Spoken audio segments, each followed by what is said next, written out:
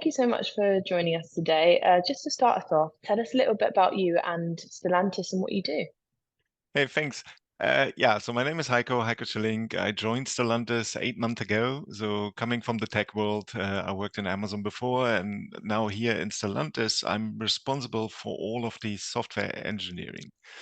So traditionally, the company never developed software themselves, so they bought software. Now I'm here with a team of about 2,000 people, and we're going to double that team in the next couple of years. And then we're building all the platforms that work across all the brands in Stellantis. And for those of you who don't know yet, Stellantis is actually 14 brands. So I always get the questions, so Stellantis who?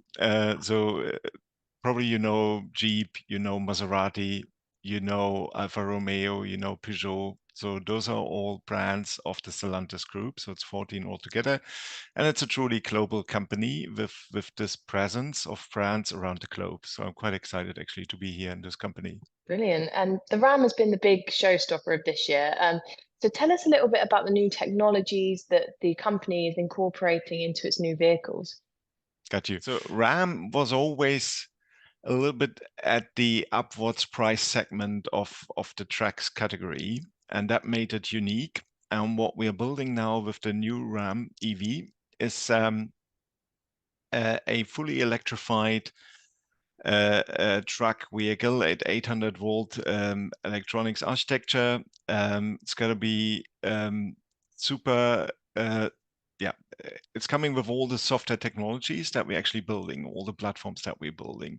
So there will be self-driving or autonomous driving features, driver system features in there that we are building and making up as we speak. There will be cockpit, the new cockpit that we're developing, the smart cockpit will be part of the RAM as well.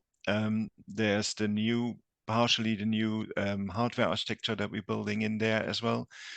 So it's going to be an all new, all exciting electrified truck product that we're bringing out to the market, and I hope it's unique in the market. Lovely. And you mentioned they're going to be all new, all electrified, all amazing.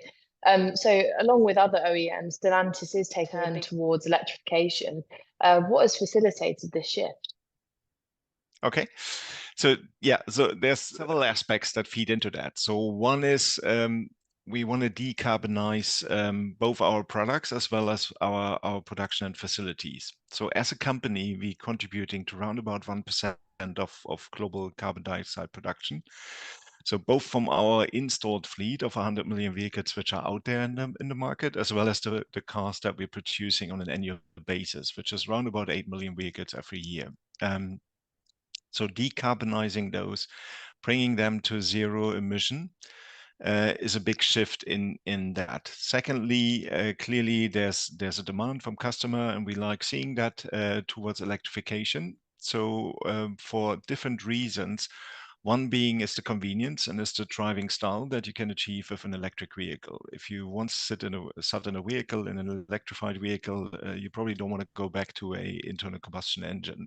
So I'm speaking for myself. So I'm driving electric vehicles for 10 years now. It's the driving fun, it's the acceleration, it's the instant torque on the road that you get with that, which you wouldn't get from any of the combustion engines vehicles that I've been driven before. That's on the driving fun, and then there's the convenience, basically the fact that you can charge your vehicle at home or anywhere in city very soon, makes it super convenient, right? So you don't have that with a gas station, right? So you can't just have your own little gas station at home. So, but you can have your own power outlet, and you plug in your vehicle when you come home in the evening, and in the morning it's ready to go, and you have another 500-kilometer range or whatever the range of your vehicle is there. And the fact that it actually can retrieve energy from the braking, so which extends the range over time. So all of these are nice convenience features, and one of the features which is my particular favorite, especially in winter time, is that you can heat up the vehicle, you can prepare it before you go into the vehicle, right? So I quite like that, and I don't want to miss it from going back to that. So it's the benefit for customers, both convenience and driving fun. and it's the care for the future with decarbonizing the product portfolio as well as the operations in the company. So those are two inputs into why we're doing the shift. Brilliant. And you've already had a very exciting year in 2023, and it's very early on, but what can we expect to see from Stellantis in the next 12 to 18 months? So there's basically what my team and myself are working on. So all of these platforms are coming out within the next 18 months or so. Essentially, we're building a whole alphabet of technologies. We call it A, B, C, and so on. So A stands for auto drive. So we are building a level 3 autonomy, so which means you have periods as a driver where it's hands off the wheel, eyes off the road, and you can actually listen to your favorite podcast or read your favorite book and have that convenience while you're sitting in the car. We're also building out to further autonomy, so level 4, level 5, which comes later, but we're building the foundation now. So that's auto drive. Then we have brain. So someone once said is if you're serious about software, you build your own hardware. That's exactly what we're doing. So we are designing our own electronics hardware in the vehicle. So where it used to be very many little, almost like dump control units in the vehicle, so-called electronic control units or ECUs, up to 700 in a vehicle. In the future, it will be just 1 to 5 what we call high-performance computers. It's like a PC in your car. So, and then you have a PC that runs your infotainment system. You have a PC that runs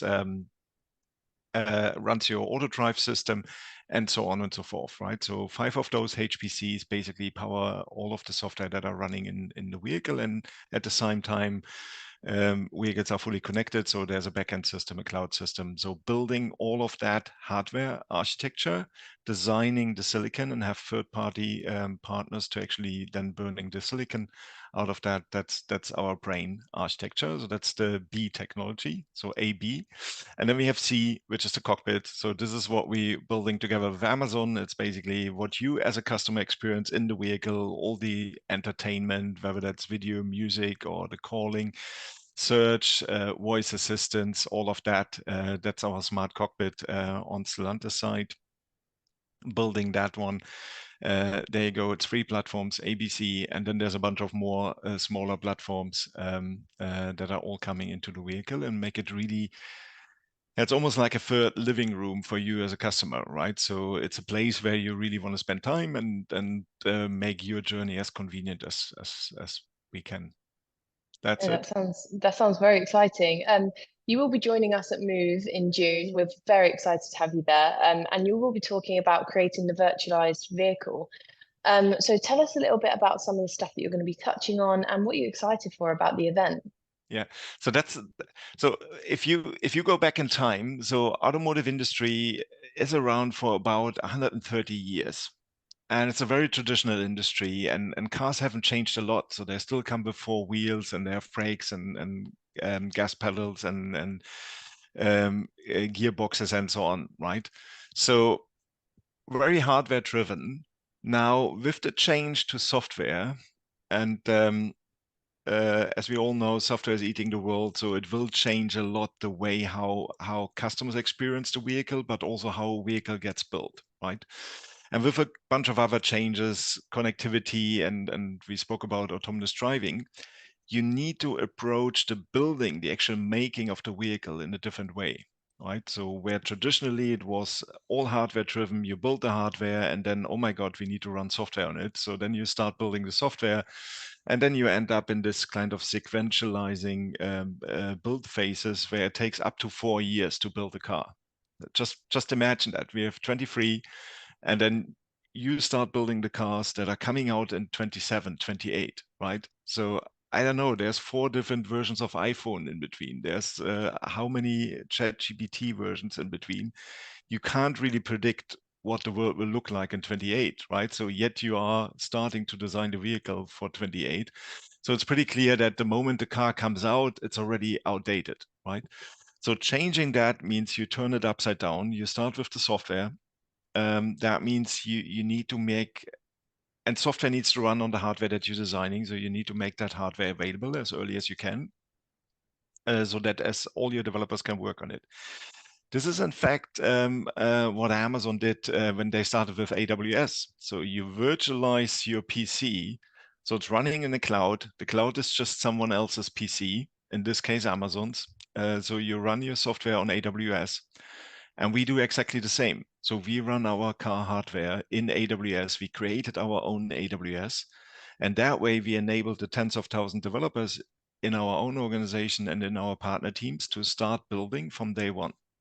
So they basically build software from the first day of making the vehicle, and that gives them much more faster cycle times and much more faster time to market. So we expect that we can build cars a lot faster than the 4 years, what it currently takes. And that gives you a lot more customer value. Of course, we are designing the cars much closer to the realities of what you experience as a customer. So that's in essence a sneak preview of what I will be talking about with our team when we are on stage at Move. That sounds brilliant. Well, thank you so much for taking the time to speak to us today. And we look forward to seeing you in June. Okie doke. Thanks a lot, Nicole, and looking forward to see the team at Move in London.